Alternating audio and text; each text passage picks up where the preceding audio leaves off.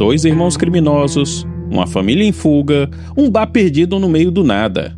E uma noite que deveria ser só mais uma parada. Mas a pergunta aqui não é como eles vão escapar da polícia. A verdadeira questão é quem vai sobreviver até o amanhecer. Porque o problema não são apenas os crimes, é o que espera por eles depois da fronteira. E quando um lugar aparentemente comum se transforma num pesadelo sangrento, a estrada deixa de ser fuga e vira uma armadilha. Um deles é frio, calculista, vive pelas regras do crime. O outro é instável, imprevisível, um barril de pólvora prestes a explodir. E no meio deles, pessoas que só estavam no lugar errado, na hora errada, na pior noite possível. Eles vão fugir, vão se enfrentar, vão tentar sobreviver juntos. Porque quando o sol se põe e as portas do bar fecham, a lei deixa de existir. E quando a noite finalmente mostra a sua verdadeira face, eles vão descobrir que o verdadeiro inferno não fica depois da morte. Ele abre as portas todas as noites. Atenção, senhores compradores! Aproveitem a grande liquidação de 1 centavo! Compre uma pelo preço normal e leve uma segunda de preço igual ou menor! E tudo isso por apenas 1 centavo! Liquidação de pombinha por 1 centavo! Procure uma oferta melhor! Se achar alguma, dá-se-a! Fala galera, beleza? Eu sou Diego Hermanos e sejam muito bem-vindos de volta ao canal Cinema Velho. O canal feito para quem ama cinema de verdade. E hoje a sessão é dedicada a um filme que começa como um crime violento e termina com um caos sobrenatural completo. Um filme que engana você nos primeiros minutos e depois puxa o tapete sem aviso. Cheio de diálogos afiados, personagens intensos, violência estilizada e uma virada que simplesmente ninguém esquece.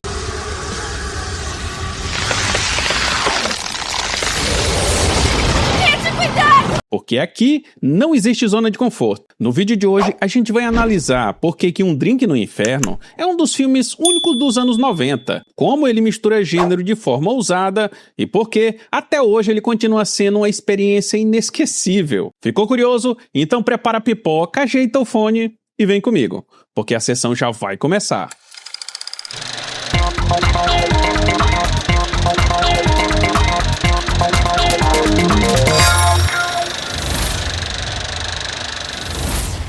Lançado em 1996, Um Drink no Inferno foi dirigido pelo diretor Robert Rodrigues e foi escrito pelo Quentin Tarantino. Antes de dirigir esse filme, Rodrigues já havia dirigido El Mariachi e também A Balada do Pistoleiro. Já Tarantino vinha do sucesso Cães de Aluguel e Pulp Fiction. Com um orçamento modesto e uma proposta ousada, o filme rapidamente se tornou cult, justamente porque mistura gêneros e quebra as expectativas.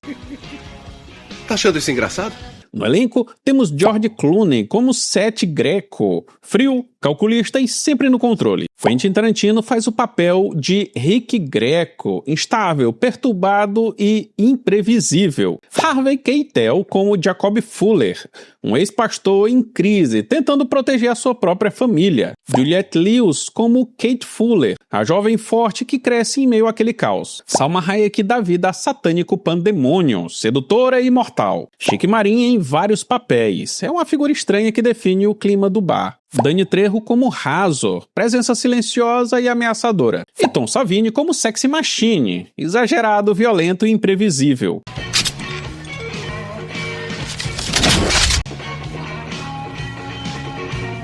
A história do filme começa de forma seca e brutal, quase desconfortável. Dois irmãos criminosos estão em fuga após um assalto que deu muito errado. Eles deixam um rastro de sangue pelo caminho. Não só pela necessidade, mas por impulso. Fiquem todos calmos e você fique calmo. Seth Greco é o cérebro, frio, racional, calculando sempre o próximo passo. Rick Greco é o oposto, instável, perturbado, imprevisível.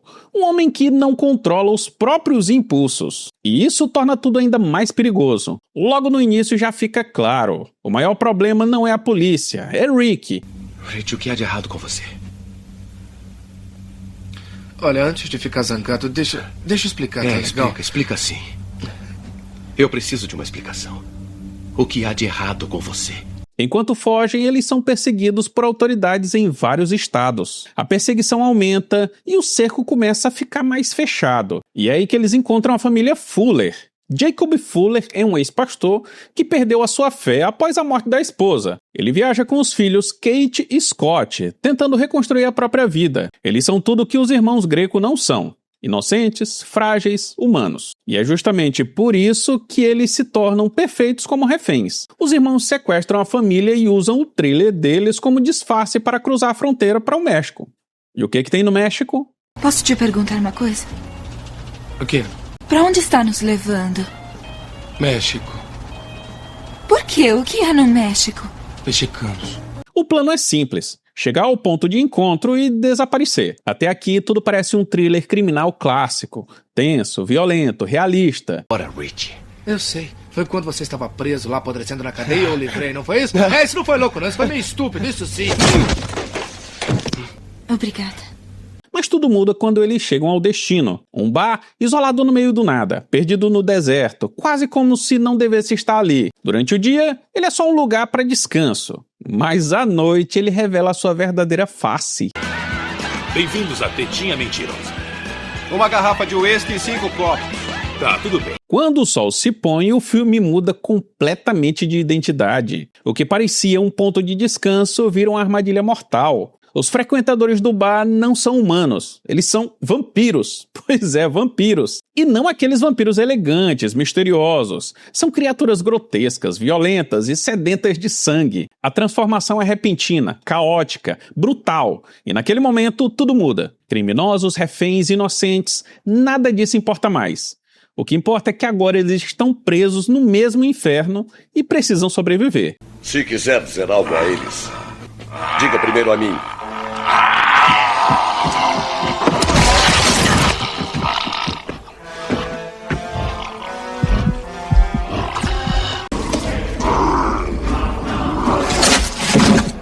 O bar se torna um campo de batalha. Sobreviventes improvisam armas com o que tem. Garrafas quebradas, estacas improvisadas, água benta. Sim, água benta. Porque mesmo Jacob tendo perdido sua fé, ele é forçado a confrontar tudo aquilo que ele negava. Eu sempre mandei que Deus ficasse bem longe de mim, mas eu acabei de mudar de ideia tem uns 30 minutos. E se há um inferno e esses caras vêm de lá, é porque deve haver um céu. Jacob, tem que haver. A fé vira arma, a sobrevivência vira prioridade e os personagens começam a cair um por um. A violência é exagerada, estilizada, quase absurda, mas nunca perde a sensação de perigo real.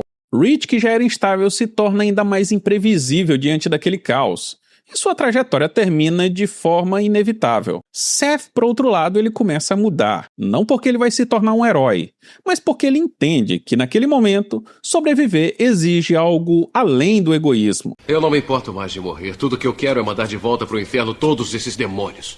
Amém. E a conexão com Kate começa a crescer de forma silenciosa no meio daquele horror. A única regra para sobreviver é simples: aguentar até o sol nascer.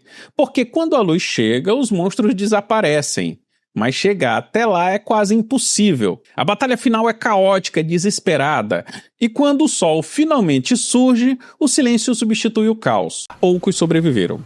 Muito poucos. Por quê? Com tantas espeluncas aqui no México, nós tínhamos que nos encontrar justamente nessa. Seth cumpre sua palavra e leva Kate até um lugar seguro. Ele deixa ela seguir o seu caminho, sem redenção forçada, sem heroísmo exagerado, apenas o respeito. E então ele vai embora, ainda um criminoso, ainda perigoso, mas diferente.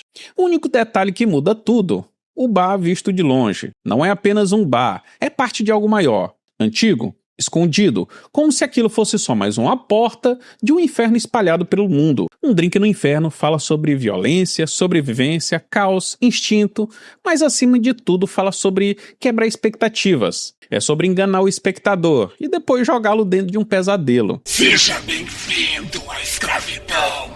Olha, obrigado, mas eu já fui caçado.